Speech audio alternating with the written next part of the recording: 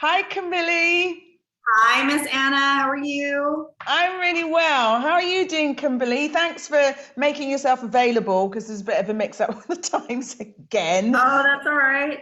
Yeah, well, it's so good to see you. And I was trying to resist having a glass of champagne, but when I think of you, I think of having really good times because whenever we meet, we always. So you're my excuse. I don't know what time it is there. I've got my disappearing glass of champagne, but I thought, you know what, I'm gonna have a glass of champagne because we do. We meet and have really nice times, nights out every time I've It's seen you. true. So what is? In fact, the last time I did see you. I think you just got a new job, right? Yes, actually, I did. That's funny. That was in October here in Austin for ACL when you all played twice, 2 weekends at ACL, which was fantastic. It was a lot of fun. Yeah, and then I actually got a new job. Mm-hmm. Same kind of thing, software sales, but in cybersecurity, which is amazing. So I'm in the process, I'm 3 weeks in, and I'm in the process of learning all about cybersecurity. So that's in sort of a new realm for me. And I guess it's a testament that an old dog can always learn a few new tricks. Yeah, absolutely. Well, I wouldn't even say old dog, my goodness. But I think what I love is that, I want to find out more about that because I was thinking, what shall I, because I know that have you run a few companies? You work I did. freelance, right? Yes, yeah. So I ran a company for about 10 years with SaaS software. So that's software as a service, and it's for e-commerce. So what I did was I tried to build websites myself, which I used to do many years ago. And I figured out, yeah, I don't want to do this. This is hard. I don't want to get into the details. And so I started a company and I built a team in India, about 10 developers and designers. And I had that company for about 10 years, rocking and rolling. And we built hundreds of online stores. So I would kind of consult with entrepreneurs and show them, what a good and easy path to go on, or if they wanted to go on a more difficult path. And we did a lot of different really cool projects. In fact, I did a workflow with my team that was eventually patented to purchase precious metals based on spot pricing. So just spontaneous pricing, and it was the first of its kind. So that was one of our real good claims to fame with e-commerce. That sounds absolutely amazing. I haven't heard it when on the nights that we've been out. It's probably because we've been too busy drinking, having a silly laugh about stuff. I haven't, I haven't heard any of that. What? What? Who? Yeah. Me and you? Yes, or somehow. I don't know. That's just just passing the time. So, but the reason why I think yes, because you're telling me about your new job the last time I saw you, and you've obviously just changed. But the reason why I can remember I had to be reminded because I was like, oh, thanks. Of course you can join the group for independent creators. I was thinking, oh, what do you fancy talking about? He said, well, I sing. Remember, I sing. I was like, oh yeah, of course, because. Not that you needed I knew that it's very welcome anyway, but I know that you actually do have a background in singing as well, right? Before you ran any businesses, all of these multinational successful businesses, you were singing from an early age, right? That's right. Yeah, absolutely. I was really excited to see that you came up with that. In fact, I think you were doing for your first album, the one with First Date on it, you did a fundraiser, and I was like, hey, let's get together and have a glass of wine and have a little music lesson, which was really fun. But yeah, getting started when I was a kid, I did some theater. So I did competitive theater, and it really is a thing in Texas because, well, Texas. I And love that. I've never heard of that term, competitive theatre. yeah, it I really didn't is. realize it was a martial art. Yeah, it depends on the moms. The moms could get pretty angry if their kids didn't win. And so I did acting, so monologue acting, and was pretty successful at it. I competed in middle school with university level competitors when I moved to North Carolina. Oh, that's amazing. So what kind of, Yes. I've never ever heard of that. So what Mhm. did you, like, do you remember one of the ones that you did? I've just never heard of, I don't think anything like that exists over here. Maybe it does. Yeah, well, I know it'd be shocking to you to think that I might have a flair for the overdramatic, but that's exactly what it was. And I would actually get a headache doing this monologue. It was called The Button, and thank you. And it was about a prisoner going crazy. And so just sort of their dive into insanity as they were in solitary confinement. So it was a really dramatic piece, and I really loved performing it. And I think because it was such this little kid, going into this madness, that they were really impressed with it. So I just Can you kind of remember like kept a up with couple it. of lines from it? I'm just very curious. It's probably the last thing you thought I was going to ask you when you got here. Like just a couple I of lines. mean, I remember it was called The Button, and I was like, it was, you were just concentrating. It was the one thing that the person could focus on, because she was in solitary confinement, and there was nothing else. There was no light, and she was just like, the button. This is a button. It's like her pet, kind of like Tom Hanks with Wilson with the volleyball. That sounds Yeah, really, it sounds like a really interesting piece. So did you used to do the button like all through your adolescence? I did it from about 7th through probably about 9th grade. So that was it. But what it did get me was some attention from in San Antonio, where I lived at the time. I was able to be a spokesperson for the transit there. And so they had the Via bus service, which was like the citywide bus service. And so they had these bus puppets, and this is like really prestigious. So they called them Buppets, bus puppets. And so I was the Via Buppet girl. I know. Yeah, exactly. Forget the awards, forget the Rock and Roll Hall of Fame. You got the Buppet girl on now. Well, I mean, that's all news to me. Your Buppet fame. I didn't know anything about that, but I do know that you had, because you sent me some videos a while back, because I know that you were dancing and you were singing, right? So it Yes, wasn't just that's right. acting, because you got a Yeah. fantastic voice. So what was going on with the singing then? Because yeah. Yeah, so I was in the 3rd grade choir, and I remember Mrs. Skinner. Mrs. Skinner was an amazing teacher, and that she made me sing the national anthem for the audition. And that's a really tough song to sing, the American national anthem. It's controversial now. It's many octaves. It's tough, and you have to start low enough so that you can end high enough and still stay in control. I think that's what you sent me. Yeah, it's a tough one.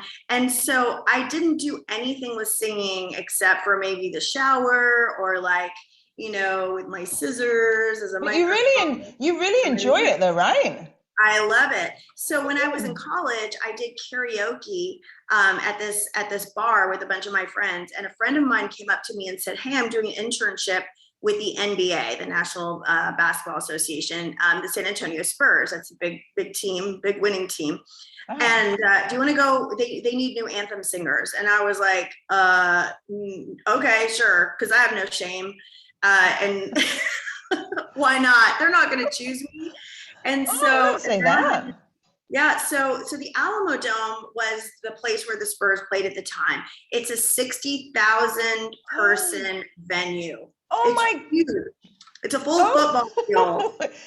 Yeah. And did you? Yeah. Okay. How did that go? So the lady says, "I want you to go down on the field, basically." And what they did for the Alamo Dome is they would drape half of it off. So there was only 36,000 fans that could see, still a lot of people. And she said, "I just want you to sing it a cappella, no microphone. I want you, let me just hear how you sound." Because I'd sent them I gave my friend Jojo a tape. And She was like, I finished, and she's like, when can you come in? Like, when can you do Oh, this? And I was like, okay, seriously? Like, I thought I was great because the acoustics in your bathroom is fantastic. And yeah, I got to pick the team that I did it. They wanted me to do a preseason because, you know, I'd never done it before. I'd only done one time of karaoke. And I picked the New York Knicks because I was in love with the coach, Pat Riley, at the time. why He was not? so hot. Oh my gosh. Like, I just wanted to sit on his lap and have his babies. And so, So how old are you when all that was going on? Is that college years? yes. So I think I was about 23 or 24 at the So was time. that kind of the first time, apart from singing with scissors in the bathroom or wherever, was that the first time? So you went, oh my goodness, I didn't realize, because so acting was your thing. So Right. performance is really a strong thing. Do you use that then? So, but it doesn't sound like, so from there, did you kind of put it to one side then after you finished college and then just focused on a business career? Is that what happened? So was it always over a hobby for you then, by the sounds of it? Yeah, it was. I mean, honestly, in college, it was a great way to win money because I would just go to contests and go, "Hey guys, you know, come with me, be my cheering section, and I'm going to win the bar tab for the night." And that's what I would do. So it was fantastic. I bought my first Chanel belt with some winnings from one of the contests. So I thought I was very posh with like my, you know, my fancy belt. I missed out. I was busy doing the rounds, doing a like serious musician trying to get a gig in a pub for about 50 quid. I should have been doing Chanel belt contests. That's what I should have been doing. That sounds really good. But that is your business head, because I mean, I know it's fun, like you're talking like it's fun, but there's obviously always been like a business side to you that I know that you're jesting what did you actually study then? So it wasn't anything to do with performance arts. That was your side hustle that you Exactly. You made a lot more money than a lot of musicians at the time, probably doing it seriously. So, probably. so what were you doing then? What were you doing? Were you doing business studies? I was. So I have an English communications background. So it was the major was in broadcast. So I actually wanted to do the news, and I'm still a major news junkie now. And so, but the performing part of it was just, like you said, it was just a lot of fun, great way to make money. And the Spurs gig was fantastic. So in the meantime, I started working for a production company. I worked for NBC the local news station there. And then I got a gig working for a TV production company that had a contract with HEB, which is a big grocery company in Texas. It's the biggest family-owned grocery company, I think, probably in the U.S. Okay. And so I became their, I was first in their advertising department, and then I became their first webmaster. So they hired me to run their website, which is, at the time, this was at the infancy of the internet. This is when Al Gore said he invented the internet, and no one knew what HTML was. There was no such thing as Wix or. So did you know then at that time when you were running the website, or did you just kind of learn on the spot while you? No. I faked it in that interview. One of my friends said, "Here, this stands for hyper transfer blah blah blah protocol," and I said that, and they didn't know what it meant either. So they gave me the job, and then they sent me to training, and I was like, "Okay, well, I didn't know the correct words to the national anthem either." So we're even. But I just love that you definitely an advocate of, well, you're a smart person can do that, or a person that has the confidence to know that they can pick stuff up, basically. So that sounds a bit snobby, but there is a confidence that comes through thinking that you don't have to know absolutely everything about how to do something in order to I mean, it's a good idea to have a bit of but just basically that confidence in thinking you can work it out, or you can delegate. And actually, come to think of it, when I was thinking about this interview, because I know that you love music, and obviously I've met you at the Duran concerts and everything, and I know that you've got a fantastic voice because you sent that through, and I love those stories that it was like just fun and how to win. I might do that, especially if like there's another blooming lockdown. I'll be doing some gambling singing. There'll be a gambling singing agenda, or just a different criteria. I'll just have to change my game plan, I think. Hopefully there won't be another one. But I just really love how you that's been like a fun thing for you. But there's obviously been a performer. If you did acting and then you thought you were going to do broadcasting, and then you really in this group, I was thinking, yeah, because I know that you're successful, because you also had a successful construction company for a while, didn't right? And so I did. what is it that you would say to people that are independent artists or independent creators? Because that's everything there's loads of, that's what, this group is about. As far as tips, you're like your top bits of advice around that. I mean, one of them being that, yeah, you don't have to know everything, but I know that you're really competent and really accomplished business person. So what would you say? Thank you. I would definitely say that I think that's a good point. There's no time to waste. There's no reason to wait. I mean, I even hear, my friends, oh, well, I'm going to wait for that vacation until I lose 10 pounds. Why? There's no reason to do that. If you want to start, thinking about what you want to do next, just go ahead and do it. If you find an opportunity to perform and that's what you love, then do it and see what comes out of it and take from it whatever lesson that you will. I mean, I when I started out in construction, I had no idea what I was doing. And I mean, no idea, but I did know that I had to hire the right people. I had some good advisors, and 5 years later, I had a successful company that I sold to investors.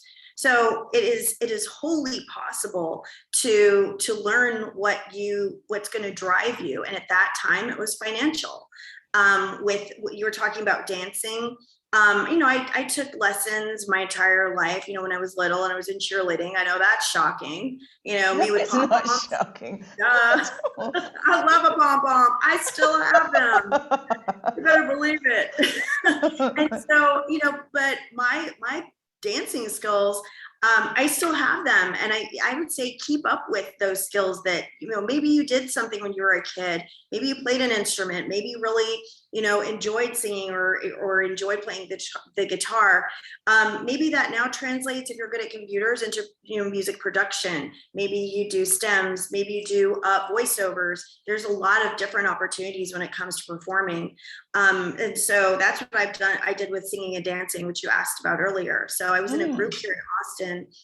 It was around for probably, I think I was in it about three years, and it was called the Austin City Showgirls. We went from absolutely nothing, performing at 24-hour fitness, or like the wherever we could perform. Like was this just after your uni then? When was? Oh yeah, this was like 10 years ago. I'm 50. I did this when I was like 40 years old. Fabulous. And fantastic. Yeah. Like I said, you're never too old. I mean, the costume might be too small, but I have no shame and I can't see. So I think I look cute. Maybe someone else does it. That's okay. You just get them to just loosen up the seams a little bit. I can relate to that. I'll get a slightly bigger size. Get a size that's that's too big for you, and then you look really skinny anyway. Exactly. Yeah, that's another thing I've been doing recently. So in the costuming, you just change the size like Mariah Carey. So we take those L's and make them into S's. And I mean, I took that. And, I turned it into teaching, choreographing for other instructors, which I really love to do. So all of this really feeds a lot of creativity. The other thing that I started doing now, it's been 8 years, I answered an open call on Twitter, and it was for a show called TMZ. And it's become a huge show here in the United States. Have you ever heard of it? I haven't heard of it, no. So what is it? So it's a national show, and basically it started off, it's started by a Hollywood attorney, Harvey Levin, and he hired these paparazzi to go and chase around celebrities and take pictures and sell them to the magazines. And then here comes the internet. And so now the pictures are all over the internet. They're selling all these photos. Then he turns it into a TV show, and it's like once a week for a while. And then it turns into a daily show. So it's on my blog. Yeah. And all right. So you're involved with that? I am. I've been on that show for the last 8 years. This is my 8th year. I answered an open call on Twitter. They said they needed new faces and people with sassy words. I know, shocking once again.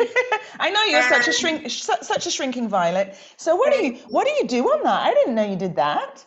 Yeah, so it's a lot of fun. It's a national show. And so what they do is they'll call me about once a month and they say, hey, we want you to talk about Taylor Swift's new album. We just want a quick comment on it, or the Tiger King, or Kim Kardashian's latest fling, or it's just real junk food for your brain is what I like to call it. Nothing serious. It's usually fun. I got to do the day. This was a sad moment, but it's a proud moment. I got to do the send off for Carrie Fisher when she passed away. So that was a really big deal. So yeah, and when Kanye was going on one of his tirades, he went into the studio, and so he was in studio the day that I was on Skype, and I got to see him like flipping around and acting crazy. I've talked about Ben Affleck and Jen Garner, Ben Affleck and his kids. Oh my goodness! Harry Styles. So this is some really popular shows. All right, so you did, because I know that you've been to see Harry Styles probably a couple of times with your daughter, although she's grown out of that now. Maybe, I don't know. No, she went this year. Yeah, she sure did. Yep, they were right at the front. It was an awesome experience. Right. So what? That's good. So what was the last one, or can you say what? You must be able to say what you said about him, because it's been on the TV already. What did you say? Oh gosh, the last thing about Harry Styles. This has been a while ago. I think it was when.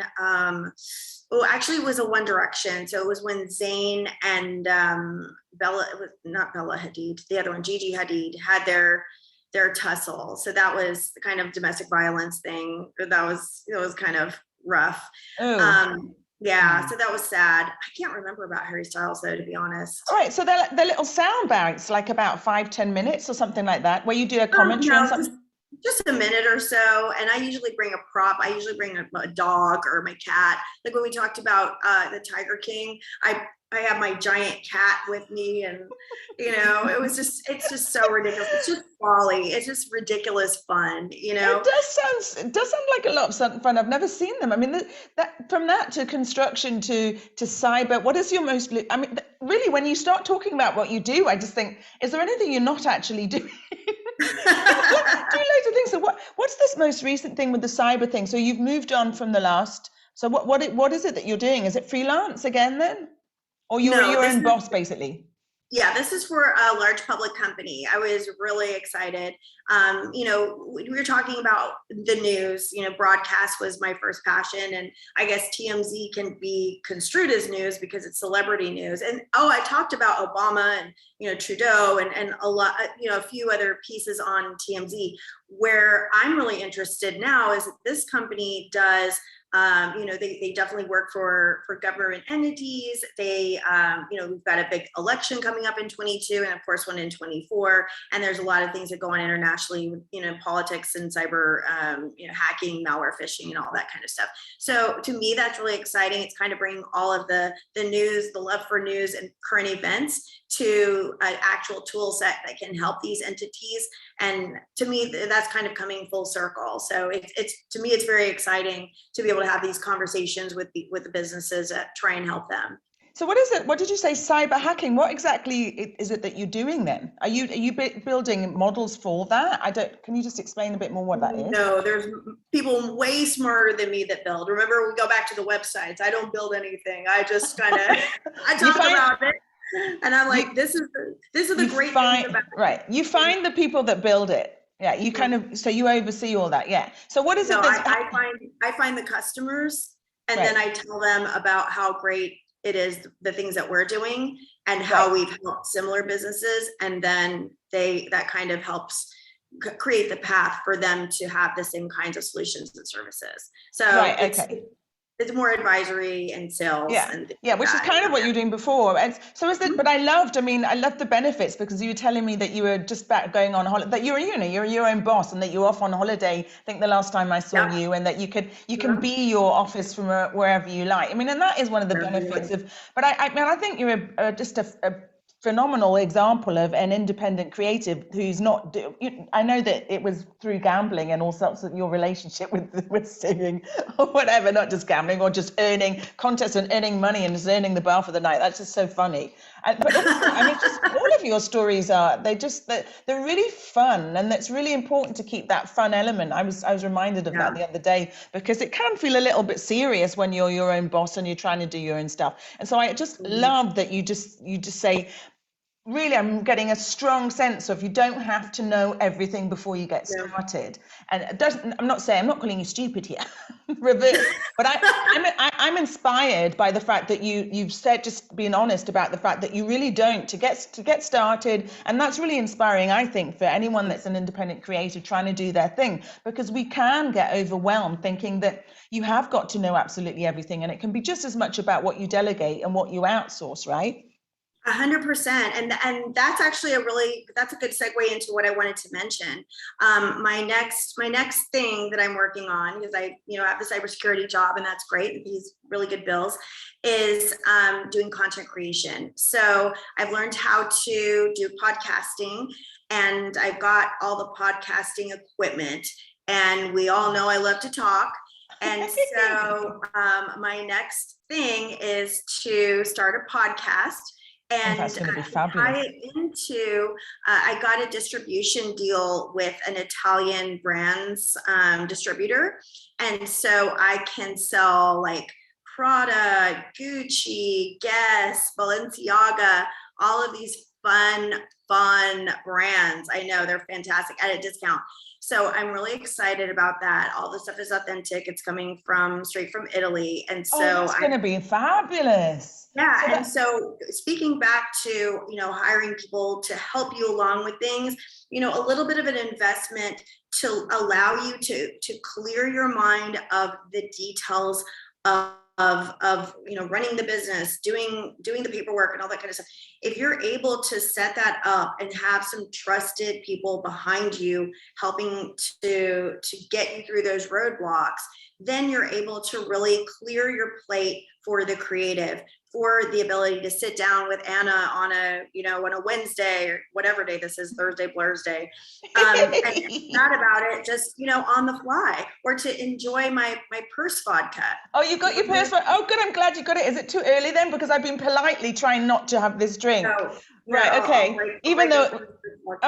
Because that is actually an official term, purse vodka, isn't it? Because when you said it, I thought, all right, that's an American. That's obviously it's a saying. It's a thing. You go and buy your purse vodka, but it was your thing basically. You coined that phrase. Oh yeah. For years. So can you do it? Like, can you have a little sip of purse vodka at what time? Well, don't ask me what time it is over there. I don't seem to be able to get my math together at the moment. let me call my darling so he can open up the purse vodka, because I can't grip it. Hold on.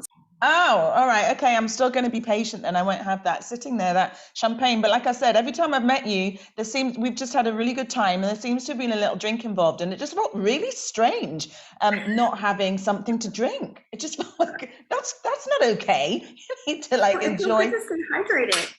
Yeah. So you're just completely inspirational in terms of just really for anyone that has an independent, because being an independent creative, we do well. I mean, I'm kind of really I enjoy and I'm interested in finding out about lots of different things. But there are only so many hours in the day, and you can't do everything, and you can't be an expert in everything. And so that's just kind of vanity in a way, really. Not that that's but I love that. So is the podcast going to be what are you going to do? What's the themes? So you're going to be selling those things in between? Is that sponsorship? How's it working? Yeah, so I have started an Instagram account, and I'll post it to you once the content's built out a little bit further. Oh. And I've got about 14 different reels that I want to shoot with different content. And so that's going to be the Instagram piece of it. I finally taught myself how to do TikTok. Remember we tried to do the TikTok that time? But the podcast, to start off with, I definitely want to do one that is sort of lifestyle. Things are within reach. right? Mm-hmm. The aspirational lifestyle, that's real nice and all. However, it's tough to be in reach. And so finding things that are very relatable to people. I mean, I'm, again, no spring chicken. And so, sometimes you have elderly Yes, you parents. are. How do you deal with them? How do you deal with I think you're old kids? when you die. That's what I think. So don't be saying Exactly. talking about being no. That's not part of my vocabulary. I mean, maybe it should be at times, but it's just not. I'm not having it. So Yeah. right. So it's going to be a lifestyle podcast. Is that right? I'm so Yeah. excited about that. And does that tie into your what was it called? What was the thing that you're doing every month? What's the thing you're doing every month? TZM? Did you say? TMZ. TMZ. I mean, it just As kind far of as like the kind of thing, this kind of subject matter, is it like similar like that? It could be, yeah. Then we could have some celebrity news, just kind of commentary, or hey, this was going on with, so and so from the Real Housewives, and it was really relatable because blah blah blah. And then that way, maybe we have some people that are excited to learn about it. I also have, we've got other content and stories that we want to tell for sure. And maybe you can't say too much about it. So when is that going to happen then? Have you got all right, you can't say because you don't have the launch. You probably got the name and stuff. You haven't done it yet. Yeah, we're still putting all of the pieces together, but I have the platform. We've got the microphones, we've got the room. I can't wait for that. I can't wait for that. That's going to be so much fun. So I'm going to cheers you because I'm going to go in. I want to cheers you before. Oh, it's open. It's open now. What were you sitting below? We could have been doing this a minute ago. All right, cheers. I'm going to cheers and end on. Why is it's disappearing because of my backdrop? End on a drink. That's a great place to end for us too. Anyway. Health and wealth. And Pierce vodka and champagne. You better bet. Yep, you better believe it. Okay, so I will meet you when I'm next in Austin and hopefully get the time differences right. And thank you so much for sharing. It's such an inspiring CV you have. I didn't know half of this. You're kind of doing 1,000,001 things and they all make sense and they're all really successful. So I'm going to be rewinding this video and just kind of hearing all the various different things that you do because it's really fantastic. Thanks so much and all the best with your podcast and the cyber. I'm not even going to get into that because I don't really know how. I still don't really know what that is, but it sounds extraordinary. So maybe you could, Here's a secret. I don't either. I'm learning right now. Right. Cheers for being totally fantastic and accomplished and not necessarily knowing every single thing about it when you start. I love it. Likewise, all right. My friend. Okay, thank you, and see you hopefully not in the too distant future. Sounds great. I look forward to it. Love. Okay. Bye. Bye.